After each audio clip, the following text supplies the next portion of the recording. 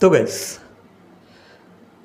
ভাই, আমি তো কোনোদিনও ভাবিনি যে কেআরকে তার বয়সের এই সীমানায় এসে একটা মিউজিক ভিডিওতে লিড প্লে করবে, একটা মিউজিক ভিডিওতে ফিচার হবে as a lead, as a hero. ভাবা যায়?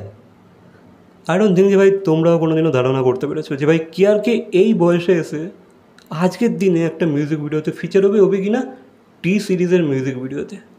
মানে বুঝতে পারছো, লেভেল হচ্ছে টি সিরিজ। তাদের চ্যানেল থেকে এই মিউজিক ভিডিওটা আপলোড করা হয়েছে, গানটা গেয়েছে অঙ্কিত Tiwari.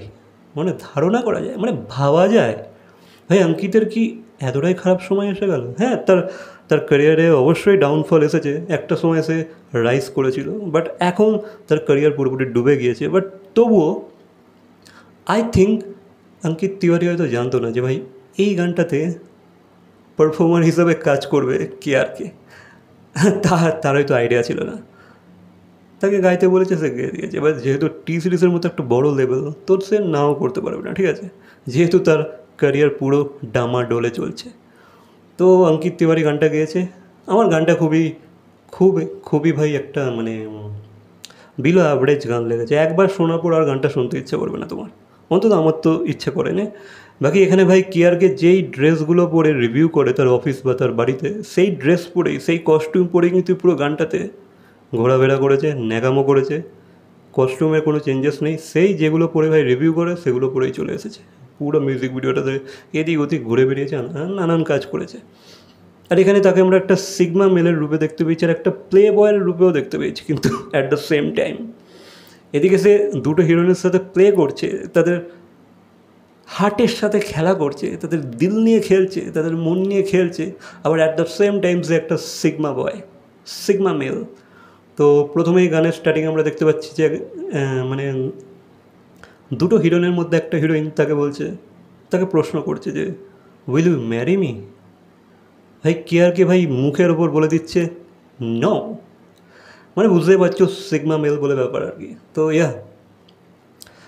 Play boy at the same time sigma male, মানে কম্বিনেশনটাই ভাই আলাদা রকমের। তো কেআরকের এখানে লুকের যদি কথা বলি, সেই বললাম কস্টিউমের কথা। এখন তার হেয়ারস্টাইলের যদি কথা বলি, তার সেই সেম আইকনিক হেয়ারস্টাইল, জেল লাগিয়ে চুলগুলোকে খোঁচা খোঁচা করে পুরো ঝোড়ো কাকের মতো লাগছে। ভিজুয়ালি গানটা খুবই বেকার দেখতে লাগছে। গানটা আই থিঙ্ক দুবাইতে শ্যুট করা হয়েছে, যেখানে কেআরকে বসবাস করে। অ্যান্ড পুরো মনে হচ্ছিল একটা একটা বেশ কিছু লো কোয়ালিটির টিকটক ভিডিওর কম্পাইলেশন দেখছি, এরকমই মনে হচ্ছিল। তো যেমন কি বললাম, মিউজিক খুবই অ্যাভারেজ, বিলো অ্যাভারেজ। অঙ্কিত তিওয়ারি যেমন গায় তেমনই গেয়েছে, খুব ভালো নয়, একদম খারাপও নয়, যেমন সে গায় তেমন গেয়েছে। কেআরকে বাজে অ্যাক্টিং করেছে, যেমনটা কি সে করে থাকে সবসময়। আই থিঙ্ক এই গানটা দেখতে দেখতে আমার কেআরকে সেই দেশদ্রোহী সিনেমাটার কথা মনে পড়ে গেছিলো, সেই যেটা সে স্টার্টিংয়ে করেছিল। আই থিঙ্ক 2009 or 10-এতে এসেছিলো মেবি সিনেমাটা। তো আই থিঙ্ক হয়তো কেআরকে ভাই ওই ট্রোলিংয়ের শিকার হওয়ার জন্যই হয়তো এই গানটা করেছে, আমার যতটা মনে হচ্ছে। তাকে সে যাতে একটু রেলেভেন্ট থাকতে পারে, আই থিঙ্ক তো তাকে নিয়ে যাতে কিছু মিমস তৈরি হয়, সে যেন একটু রেলেভেন্ট থাকতে পারে। আর টি সিরিজ ভাই কী জন্য এই গানটাকে প্রডিউস করলো, বা তাদের লেভেলে ভাই কেআরকে সারা কী করে সাইন করলো, I don't know. I think হয়তো তারা কেআরকের সাথে একটা ডিল করেছে যে ভাই তুই আমাদের আপকামিং 3-4টে সিনেমা পজিটিভ রিভিউ দিবি, মানে যেগুলো তারা প্রডিউস করে থাকে আর কি, টি সিরিজ যেগুলোকে প্রডিউস করে থাকে। হয়তো তারা বলেছে আমাদের আপকামিং কিছু 3-4টে সিনেমা যেগুলো আমরা প্রডিউস করবো, তুই পজিটিভ রিভিউ দিবি, আমি তোর একটা মিউজিক ভিডিও প্রডিউস করে দেবো।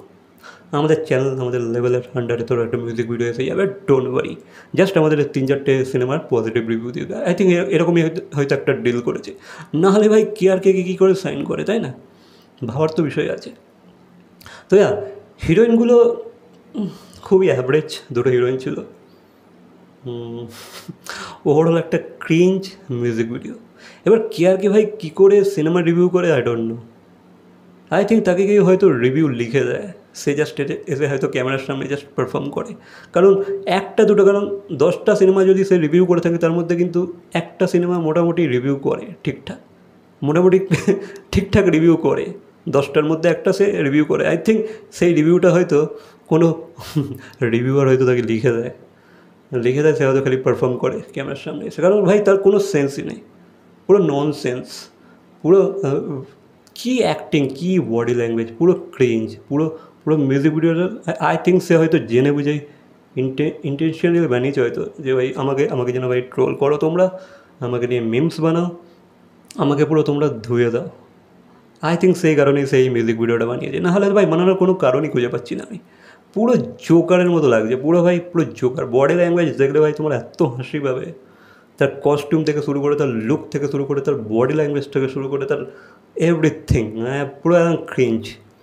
দুটো হিরোইন তাকে তেল লাগিয়ে যাচ্ছে পুরো মিউজিক ভিডিওটাতে, সে কোনো পাত্তাই দিচ্ছে না। কিসের হিরোইন, কিসের আর্টিস্ট, কিসের তার লাভার, সে কোনো পাত্তাই দিচ্ছে না। সে ভাই তার মতো খালি এদিক ওদিক এদিক ওদিক করেই যাচ্ছে। তো এই ছিল কেয়ার গানটার রিভিউ। আমার তরফ থেকে এটা ছিল আমার ওপিনিয়ন তার গানটাকে নিয়ে। বাকি তোমাদের কি ওপিনিয়ন অবশ্যই কমেন্ট করে জানাবে। কেয়ারকে রোস্ট করার জন্য 2টো লাইন অবশ্যই কমেন্ট সেকশনে লিখে দেবে, ঠিক আছে? তো দেখা হচ্ছে পরবর্তী কোনো ভিডিওর সাথে। Till then, by.